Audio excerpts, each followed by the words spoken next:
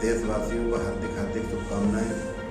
और मैं इस अवसर पर सभी भाइयों से एक निवेदन करना चाहता हूं कि अयोध्या में भव्य राम मंदिर का निर्माण होने जा रहा है, उसमें सभी लोगों से बढ़ चढ़ कर हिस्सा लेने का आग्रह करता हूं, क्योंकि यह अवसर हमेशा आने वाला नहीं है। हम भाग्यशाली हैं कि हमारे सम्मुख, हमारे सामने आज भगवान श्री राम का मंदिर बनने जा रहा है।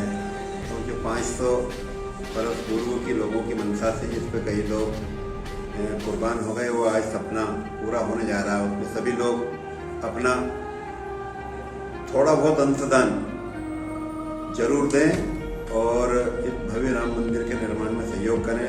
अंत में मैं सभी प्रदेशवासियों को और देशवासियों को 72वें गणतंत्र दिवस की हार्दिक हार्दिक शुभकामनाएं देता हूँ। धन्यवाद। जय हिंद, जय भारत।